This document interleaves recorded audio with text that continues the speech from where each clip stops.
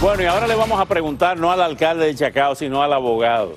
Evidentemente que la recomendación por la Fiscalía de cadena perpetua, porque en Nueva York, en el estado de Nueva York no existe la pena de muerte, existe en New Jersey, pero no en Nueva York, para los sobrinos de Maduro, ahora se agrava con el informe de investigación precondenatoria, el PSR, como se conoce aquí, que describe a los acusados como criminales violentos involucrados en más de un asesinato. Esto sí complica aún más, enormemente, aparte de la acusación por la cual fueron hallados culpables los dos narcosobrinos de la importación de 800 kilos de cocaína en los Estados Unidos. Ramón, muchacho, ¿qué efecto político tiene esto en Venezuela si finalmente se cumple esta observación o esta opinión de que pueden ser condenados el 12 o el 13 de septiembre a cadena perpetua? Yo creo que tiene efectos importantes dentro de Venezuela y fuera de Venezuela, porque es muy importante enviar un mensaje a lo interno de que aunque en Venezuela hoy no haya justicia, porque todo el sistema de persecución del delito está secuestrado por el gobierno, puesto al servicio de una parcialidad política y utilizado no para perseguir el crimen, sino para perseguir a los disidentes y a los opositores, en Venezuela es muy importante ahorita entender ese precedente de que hay justicia. Si no la hay adentro, la hay afuera, y adentro la tendremos de regreso cuando haya democracia y libertad. Pero el precedente es importante fuera de Venezuela también, Oscar. Es un mensaje para todos los gobiernos del mundo, especialmente los que se acercan a los que quieren ser autoritarios dictatoriales. Nadie está por encima de la ley, y aunque usted crea que está por encima de la ley en su país porque abusa de las instituciones y viola la Constitución, hay instancias en donde no se va a poder escapar. Es necesario, este precedente es importante para todos los que piensan que son intocables. Juan Fernández y Horacio Medina, hablando de PDVSA, hay varios expedientes que señalan que en los barcos de PDVSA y en los aviones de PDVSA se transportaba cocaína. Qué triste, ¿no? Que unas instituciones del Estado se conviertan también en entes criminales del delito, del narcotráfico. Ahora bien, hoy ha dicho Luisa Ortega, ayer y hoy, en Costa Rica, que Nicolás Maduro, y ella lo tiene en expediente, ha sustraído al fisco entre 8 y 10 millones de dólares. ¿Cuán agravante es toda esta denuncia concurrente, la de la Fiscalía de Nueva York y la de la fiscal Luisa Ortega, para el gobierno, para Nicolás Maduro y su cúpula? Bueno, yo creo que multiplica exponencialmente lo que le viene enfrente a Maduro, ¿no? Yo sí creo que la justicia internacional es un elemento que los venezolanos tenemos que buscar.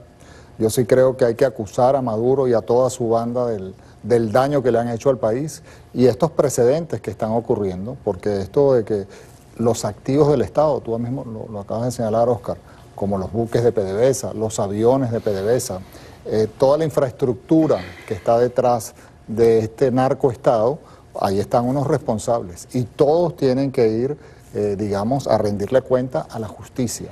Horacio, Luisa Ortega dijo también que las altas instancias de la judicatura de los Estados Unidos tienen conocimiento de casos concretos, de grandes casos de corrupción, porque ella le dio las pruebas.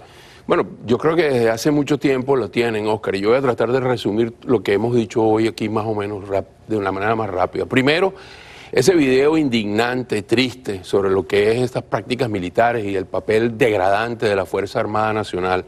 Segundo, lo que estamos hablando del narcotráfico, de la delincuencia y los vínculos con el terrorismo, lo único que nos están diciendo es que en Venezuela esos grupos no negocian con el gobierno, están en el gobierno. De modo que esta criminalización, estas acusaciones de lavado de dinero, de toda la corrupción que existe, el narcotráfico, lo único que están haciendo es diciéndonos que no es posible que en Venezuela solo los venezolanos podamos sacar un régimen forajido del país. Que esa llamada intervención militar, ojo, que no es lo mismo que una invasión, es un elemento importante y que los Estados Unidos han tomado una decisión ya desde hace bastante tiempo sobre lo que significa una amenaza seria para el hemisferio y la seguridad de los Estados Unidos. Las sanciones económicas que también hemos referido hoy no son, digamos, una decisión unilateral del gobierno de los Estados Unidos. Es sencillamente una consecuencia, una acción sobre una reacción, reaccionando sobre la gran cantidad de abusos, violaciones de los derechos humanos, narcotráfico, acciones terroristas, grupos de lavado de dinero, que Venezuela pone en peligro en el hemisferio. De modo que yo creo que nos estamos acercando vertiginosamente a un tipo de desenlace en Venezuela, que lo único que nos va a llegar, creo yo, y espero yo, hacia la democracia. Desenlace que vimos con Noriega y con Vladimiro Montesinos. Por ejemplo. ¿En qué forma van a hacer esos desenlaces? ¿A lo peruana o a lo panameña? Oye, yo creo que lo deseable, a ver, nadie lo sabe, va a depender de la madurez que demuestren las democracias de Occidente, va a depender del nivel de compromiso que asuma el mundo para ayudar a resolver el caso de Venezuela, como decía Horacio, no podemos los venezolanos solos resolverlo, dentro de Venezuela seguirá la lucha, seguirá la resistencia, pero no es suficiente, entonces depende de la ayuda internacional. Lo hablamos el miércoles con el vicepresidente Pence, quien ofreció más ayuda y nos hizo ver que venían ayuda en forma de sanciones. Ahí están las sanciones, pueden venir otras. Maduro tiene que saber que él no puede violar la Constitución, masacrar al pueblo y además gobernar como si nada, sino que va a haber sanciones y que ningún país y ninguna empresa va a poder hacer negocios con la dictadura sin ser castigada por eso. Eso es fundamental.